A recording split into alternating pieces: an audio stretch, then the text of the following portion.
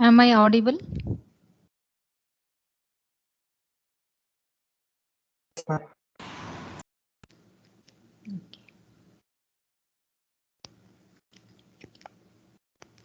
Yeah. Last class, what did you study?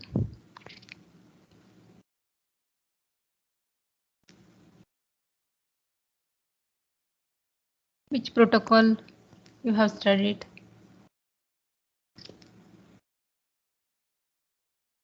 RPL, isn't it? Routing protocol for low power and lossy networks. RPL in detail you have studied how the topology construction happens, which all are the main messages involved in the topology construction, then how the objective functions are useful in the construction of a topology, and then which are the different ways the messages are communicated, then the type of topology used in RPL networks.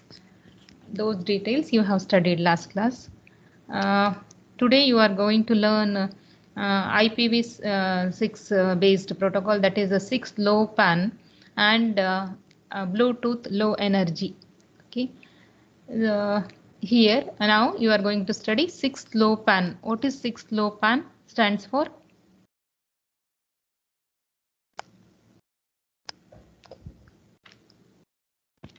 It's displayed here, isn't it?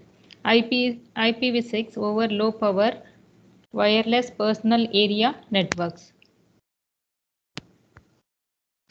It is an open standard defined in RFC 6282.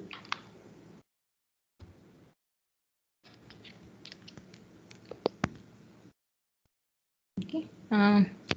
It is an open standard defined in RFC 6282 by IETF, that is Internet Engineering Task Force. Initially, it is designed for suitable for IEEE 802.15.4, that is low power wireless networks. Now it supports wide range of networking media, so it is suitable for IoT applications. Which all are the wide range of networking media? That is Bluetooth Smart, power line control, and low power Wi-Fi, and the power 1 gigahertz low power RF are also supported by 6LoWPAN. Hence, it is suitable for IoT applications. Coming to the architecture, network architecture of 6LoWPAN. So it is a mesh network, 6LoWPAN. The architecture of 6LoWPAN is mesh networks, mesh network. Okay. The uplink towards the internet is provided by some access point. Okay. Here, this access point is nothing but the IPv6 router. Different devices, you can see the different devices are connected to this. So that can be a PCs or servers.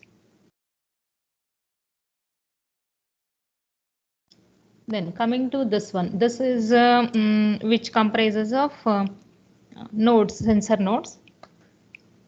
This part you can see. So the components of 6LoWPAN network are connected to the IPv6 network using 6LoWPAN edge router. Then what is the function of this edge router? So it enables exchange of data between 6LoWPAN devices and the internet. So that is through the router. It enables exchange of data among devices that are part of 6LoWPAN network. It helps to generate and maintain the 6LoWPAN network.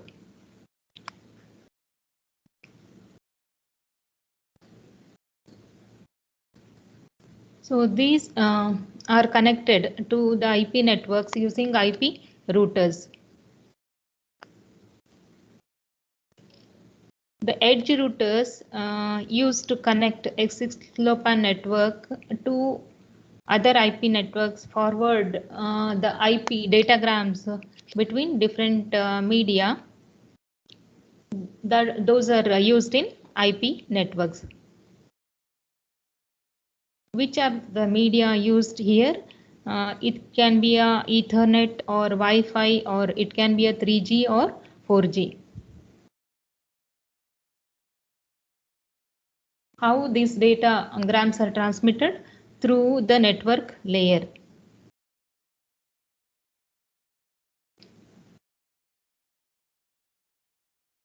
So that is why the workload on the edge router in terms of processing power is reduced.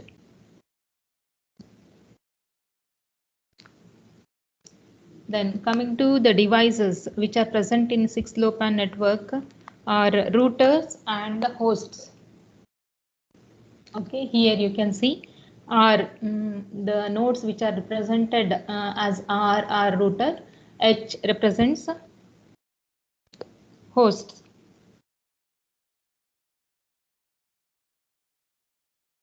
So what is a router? Router are devices that route data to other nodes in the 6-LoWPAN network.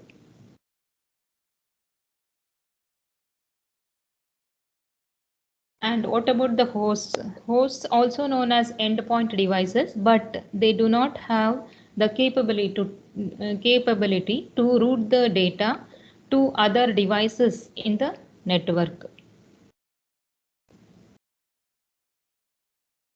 So these hosts are sometimes sleepy devices that could check the routes at regular intervals for data.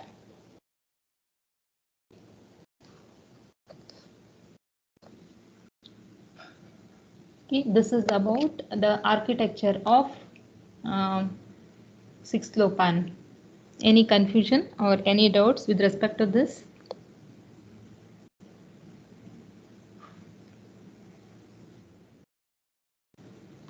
This I have explained devices. Next, coming to the protocol stack.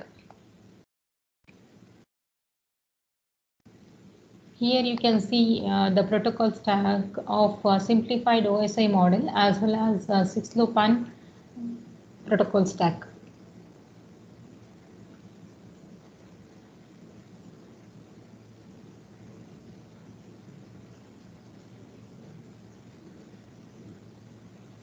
Many protocols such as ZigBee require complex application layer gateway in order to connect to the internet.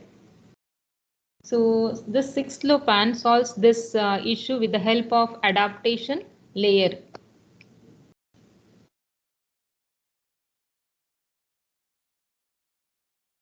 This is the adaptation layer,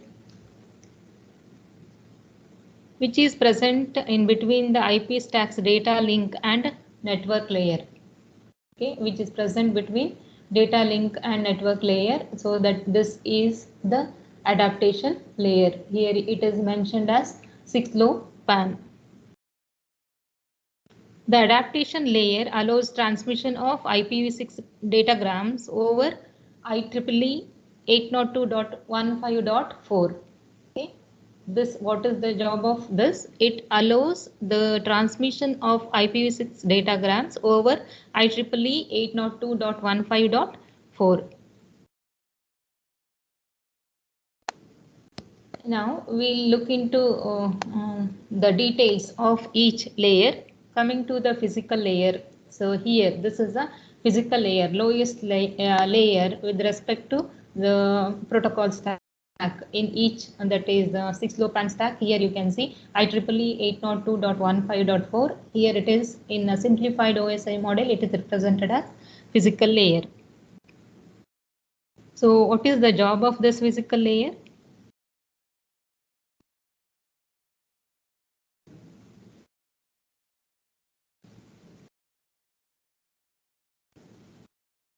So with respect to OSI model, if you consider the physical layer, is responsible for conversion of data bits into signal that can be transmitted through the air. In 6LoWPAN here, IEEE 802.15.4 is used as physical layer. Next, coming to the data link layer. This one, data link layer. What is the job of data link layer?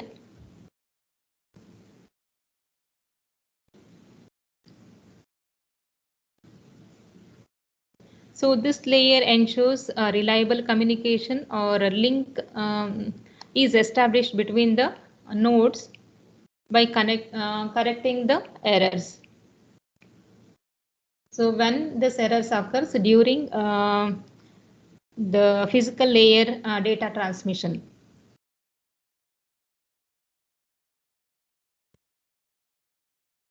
So this also contains a MAC, that is media access control layer.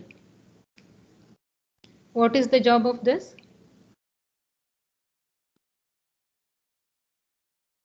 This provides access to the media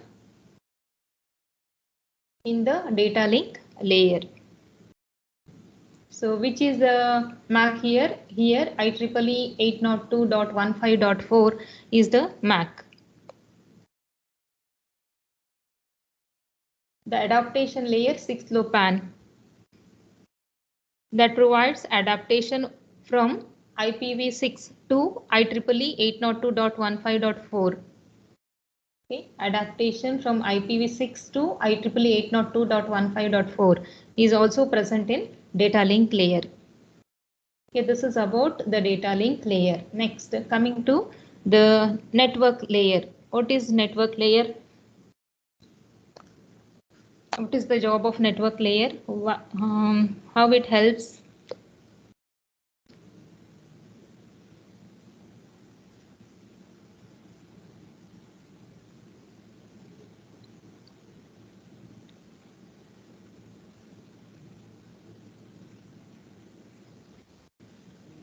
This layer is responsible for routing of data in the network, isn't it?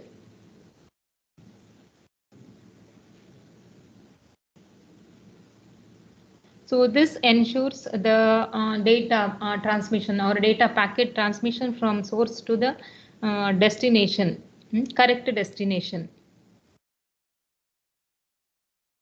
How that happens? The devices are identified using IP addresses for this transmission. So which these IP addresses are assigned using IP, that is Internet Protocol. In 6LoWPAN, IPv6 or RPL is used in the network layer here for the routing or for the packet transmission. IPv6 and RPL are used in network layer. Next, coming to the transport layer. So the transport layer helps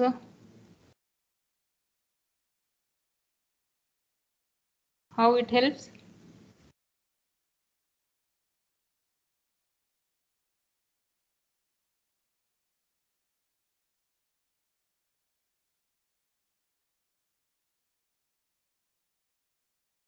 It handles the security aspect of the.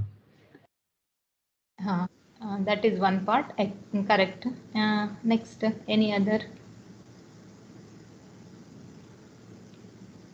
Acknowledgement. Yes. If you are going for a TCP, okay, then yeah. What about UDP?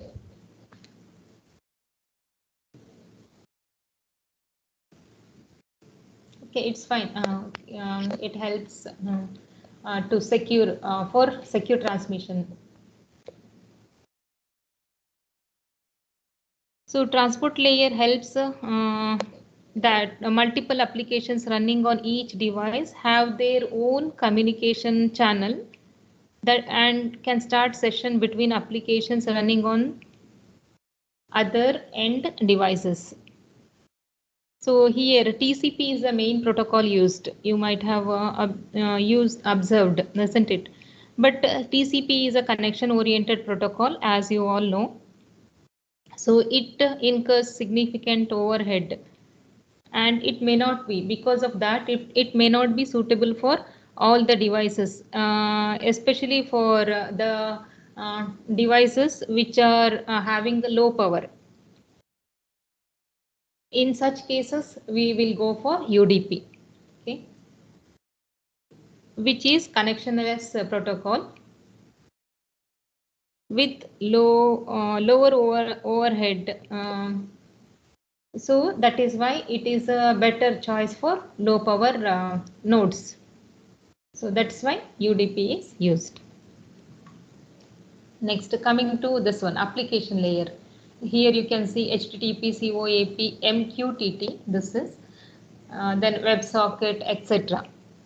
So the what is the main job of this application layer?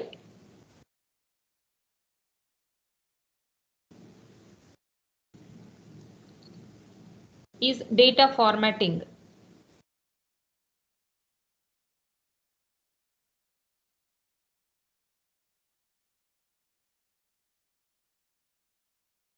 So you might have heard about HTTP, isn't it? It runs over TCP. It is a popular application layer, but HTTP uses XML, so that is a text-based language, so which results in large overhead. Okay, HTTP uses XML, which is a text-based language, hence it results in large overhead. So it is not suitable for 6LoWPAN or low power nodes. That is why this is replaced with the COAP, constraint oriented application protocol, then MQTT. Okay, uh, these two in detail you will study later. So COAP and MQTT. This is about the protocol stack of 6LoWPAN. Any confusion or any doubts anybody has?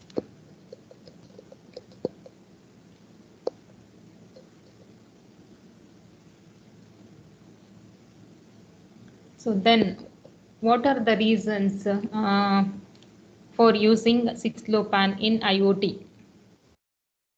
So first point here you can see support for IP communication. Next, support for large mesh topology. Here architecture you have observed, it is a large mesh topology. What is mesh topology?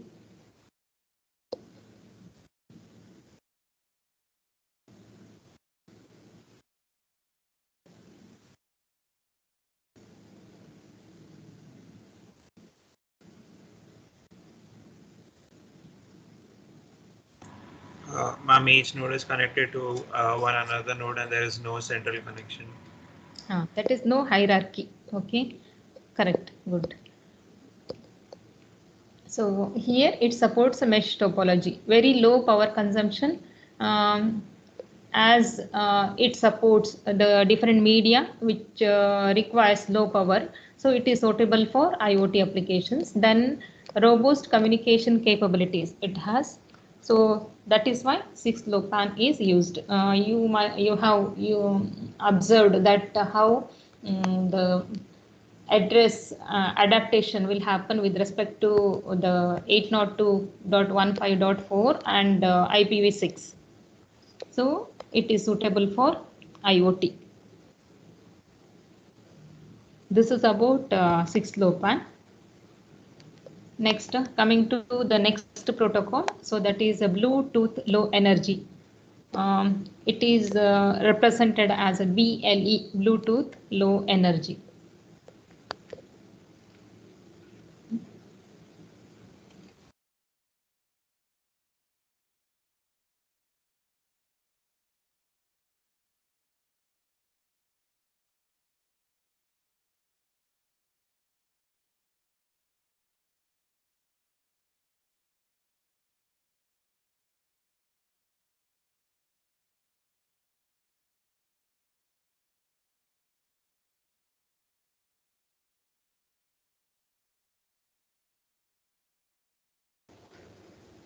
Okay. Bluetooth low energy, how it is suitable for IoT?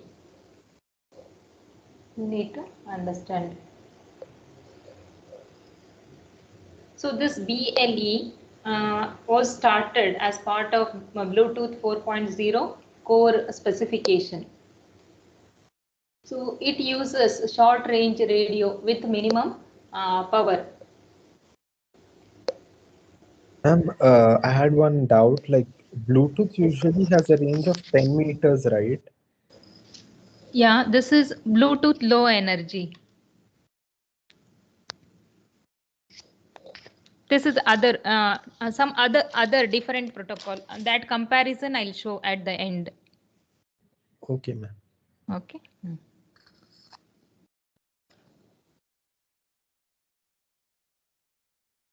Yeah, here it uses short range radio with minimum power, and it operates for long time. The range is coverage is about 100 meters.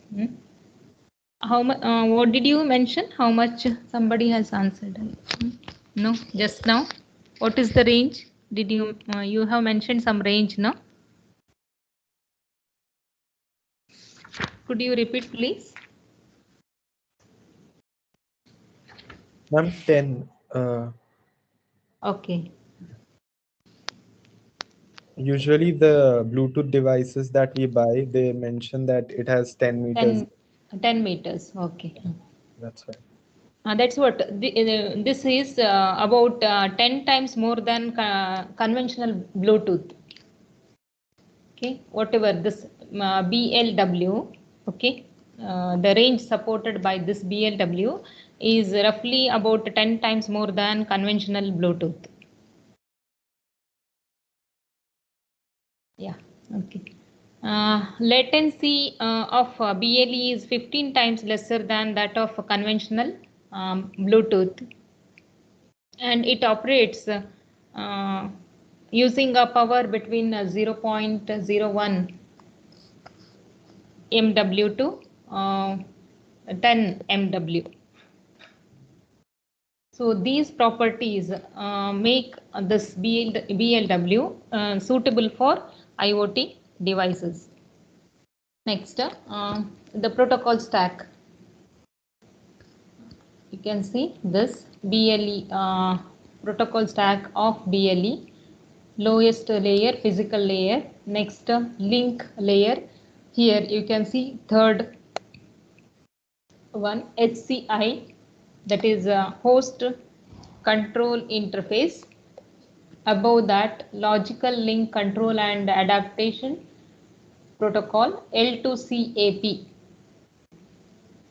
Next level, attribute protocol. This is represented as ATT. Next, security manager, SM. Generic attribute. Above that is a generic attribute profile, GATT. This is with respect to the host and this is with respect to the controller. Next, generic access profile, that is a GAP.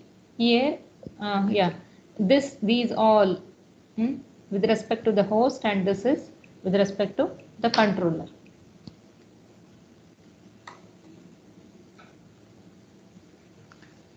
Yeah. In detail, each layer. Coming to the physical layer, as you know, the how the communication happens in a physical layer. How? In terms of bits, isn't it? Receives, and this layer receives and transmits the data bits.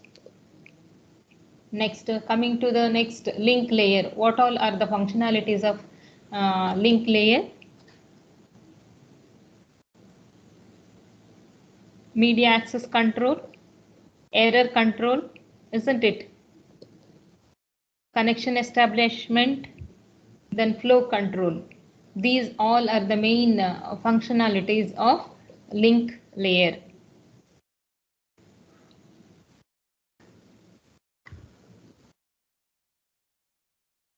Next, coming to this one, HCI, that is a host control interface. What it does, it provides a command, event and data interface, which allows link layer to access data from upper layers. Which all are the upper layers? That is upper layers such as GAP, L2 CAP, that is logical link control and adaptation protocol, then SMP. Okay.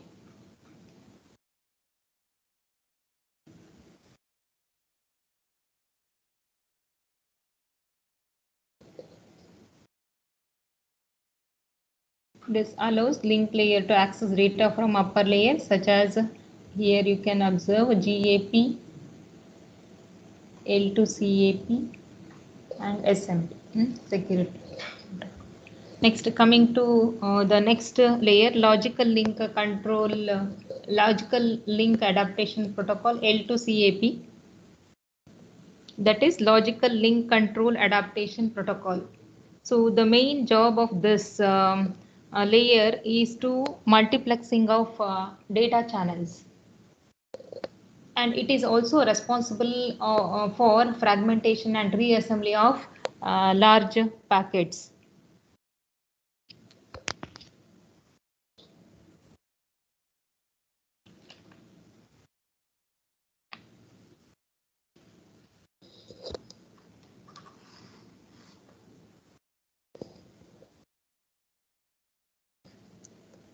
Next, coming to GAP, that is generic access profile. So this layer defines processes related to the discovery of Bluetooth devices. Okay, device discovery. Okay, and it also responsible for connection establishment. Okay, so here device discovery and connection establishment, that is the Bluetooth devices discovery and establishment, connection establishment between these Bluetooth devices is the main function of this generic access profile.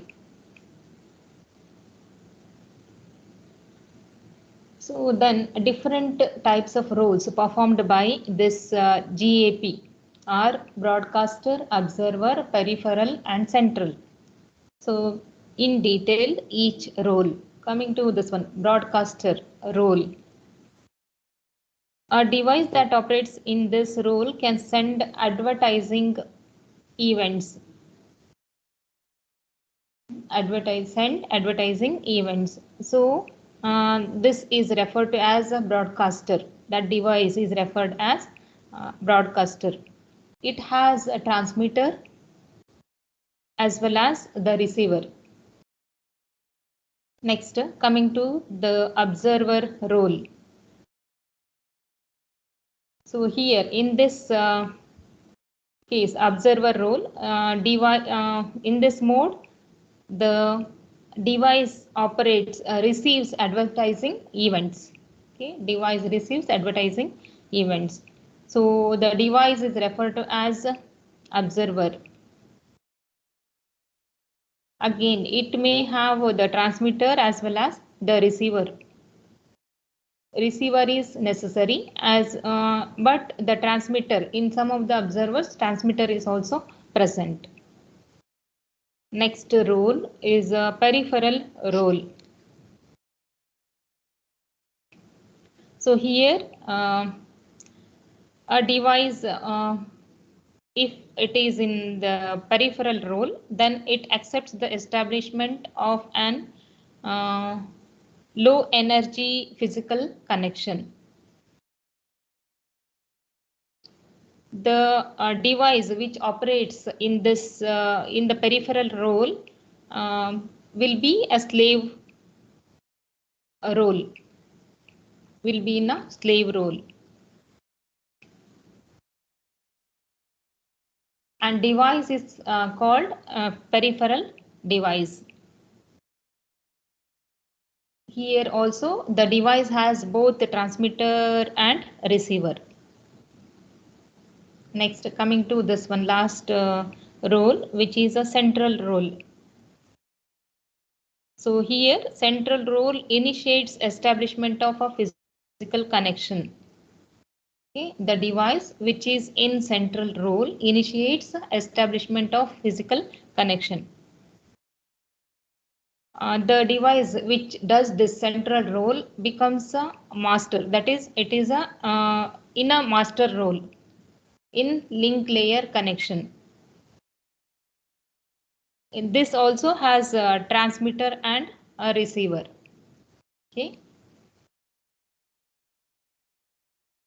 So the device which is performs a central role is a master.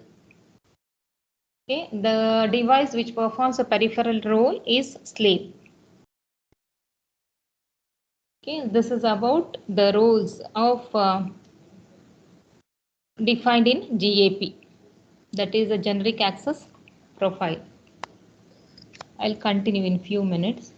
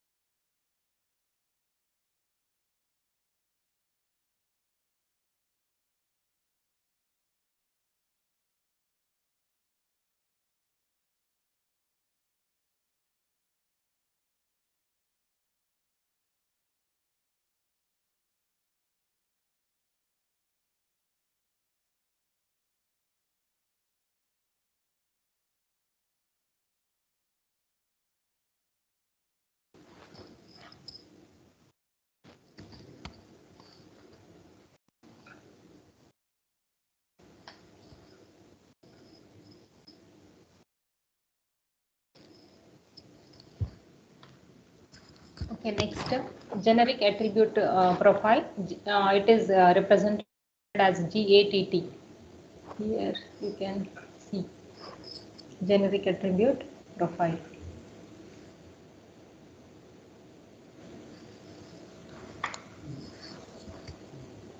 So this defines this GATT specifies framework using attribute protocol. So, attribute protocol here. Okay.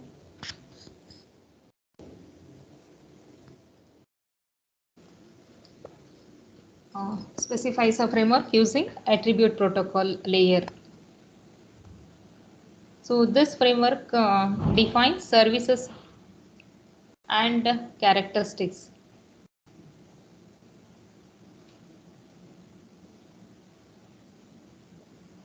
The two roles that are specified by this GATT profiles are GATT client and GATT server.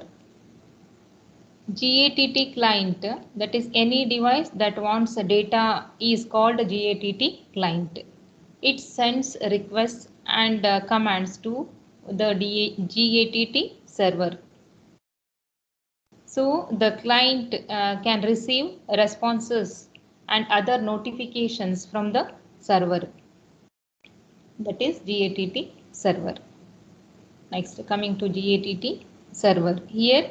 So any device that has the data and can accept incoming requests from the GATT client becomes a GATT server. So GATT server sends responses to GATT clients.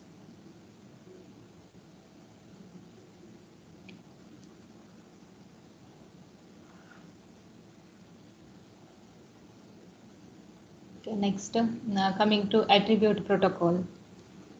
So this is attribute protocol.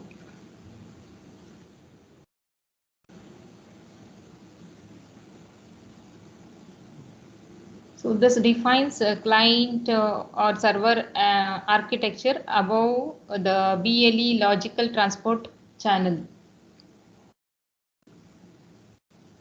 So this allows, that is this ETT,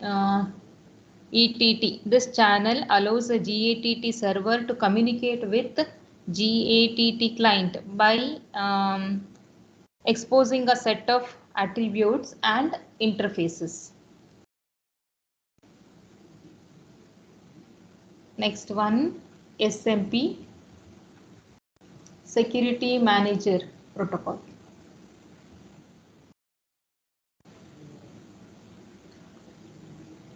So Security Manager Protocol specifies the procedures and behavior to ensure the security. How? By managing the authentication and encryption between the devices. So this ensures security by managing authentication and encryption between the devices. So when we consider the topology, there are two main components involved, that is broadcasting and connections. So in the broadcaster and observer are present. With respect to the connections, there is a periodical connection which happens periodically, that is periodical data transfer, or if it is a master slave configuration. When you consider this BLE or broadcasting mode, here you can observe this is a Bluetooth broadcaster which is connected to n different observers.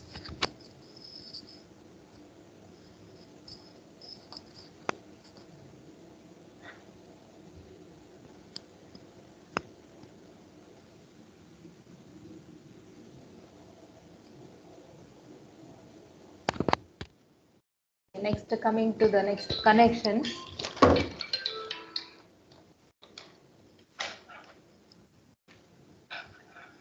Master and slave mode. So this master could be a mobile phone.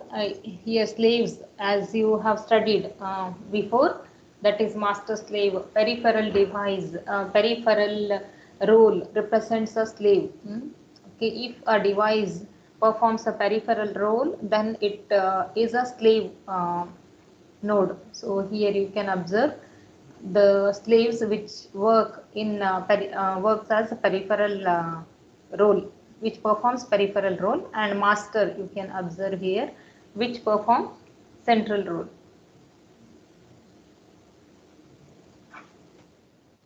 This is the comparison between classic Bluetooth and Bluetooth low energy version 4.2. Just you can go through this.